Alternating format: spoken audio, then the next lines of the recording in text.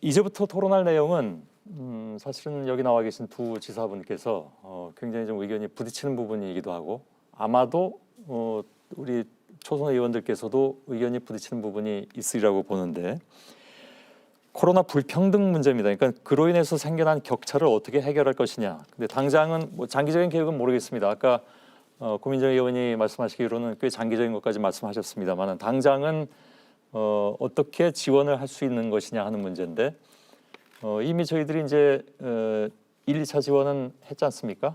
그리고 3차 지원이 지금 전체 예산 한 9조 원 정도로 해서 당초 예상했던 것보다 조금 더 예산이 늘어난 한 2조 원 정도가 늘어난 것으로 알고 있는데 9조 3천억 정도가 맞습니까? 예, 네, 맞습니다. 그렇게 해서 이제 지원이 될 예정인데 이미 이제 그 정치권에서는 4차 지원 얘기까지 나오고 있습니다.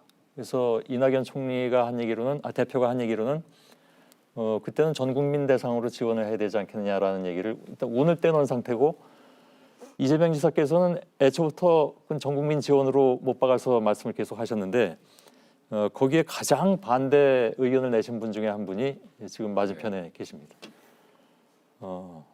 반대 의견부터 듣겠습니다. 예, 지금 코로나의 가장 큰 특징이 이 피해가 차별적이라는 거죠. 예. 지금 자영업자 그리고 저소득층, 그러니까 그때그때 일자리의 위협을 받는 여기에는 정말 생존의 위기입니다. 코로나 전쟁에서의 중상자들이라고 할 수가 있죠. 그리고 이 소득을 조사한 데이터에 의하면 한 50% 정도는 소득의 변화가 없습니다. 그리고 일부는 특히 비대면 업종에 종사하는 이런 경우, 요새 또 배달 이런 경우에는 어떻게 보면 호황을 누리고 있기도 합니다. 예. 이렇게 피해의 대상과 피해의 규모가 그야말로 천차만별인데 여기에 대해서 무차별적으로 똑같이 한다? 그것은 물론 받아서 기분 나빠하는 사람은 없을지 모르겠지만 그것은 소비 진작을 위한 것이고요. 우선 급한 것은 생존, 산업 기반과 생존의 기반을 지키는 것이 우선이다.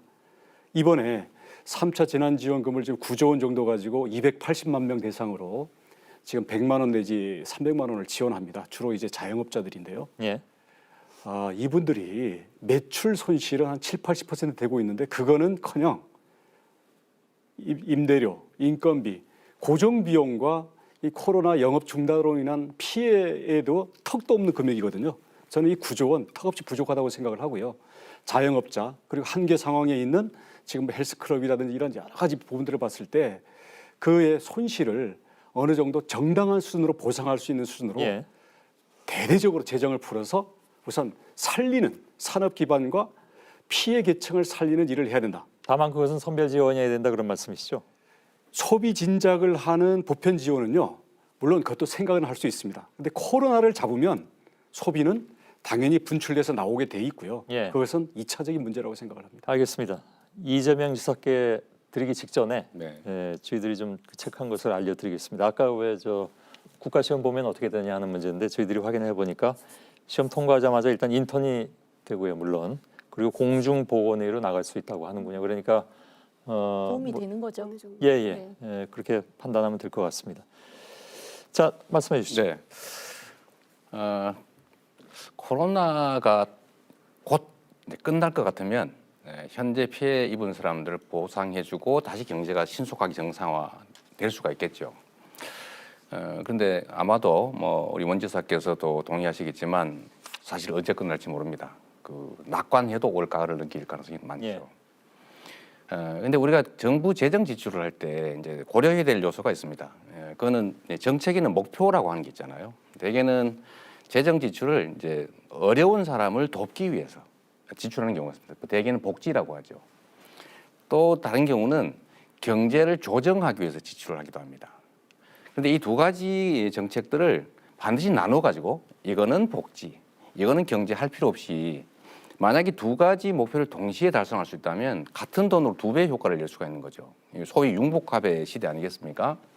그러니까 우리가 논쟁하는 것도 좋은데 13조 원 가량을 썼던 1차 지원하고 8, 9조 원을 썼던 2차 지원을 비교해 보면 과연 현장에서 느낀 거나 아니면 통계에서 어떤 게 더 유용했냐라는 걸 생각할 수가 있어요.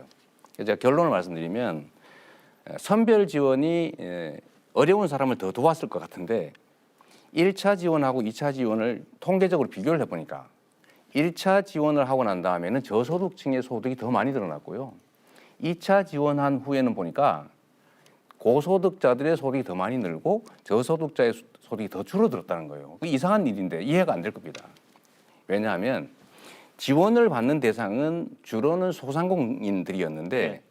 소상공인조차도 되지 못하는 예를 들면 사업자 등록 못하고 노점하는 사람, 치킨점에서 해고된 사람, 이런 사람들은 대책이 없는 거예요. 그러니까 이게 선별이 정확하게 안 된다는 문제가 있는 겁니다. 두 번째는 지금 전체적으로 파이가 커져야 문제 해결이 가능성이 있는데 경제를 살리기 위한 재정 투자가 아마 의원님께서 잘 아실 거예요. 전 세계적으로 보면 GDP의 13%를 평균적으로 지출했어요. 예. 작년에. 우리는 GDP의 3.7 또는 4.2% 정도만 지출했습니다. 전 세계가 사실은 13조 우리가 지출했다고 하지만 그건 0.6%에 불과하거든요. 그래서 이거를 기왕이면 재정 지출을 할 때 선별이냐 보편이냐 양자택일이 아니고 모두가 피해를 입었기 때문에 일정 정도는 경제 정책으로서 모두가 혜택받을 수 있는 방식으로 지역화폐로 지급하면 소득 보전 효과에 소상공인에 대한 매출 지원 효과가 있습니다. 거기다가 정말로 피해를 입는 계층에 대해서는 또 선별해서 지원하면 되죠. 문제는 금액이에요.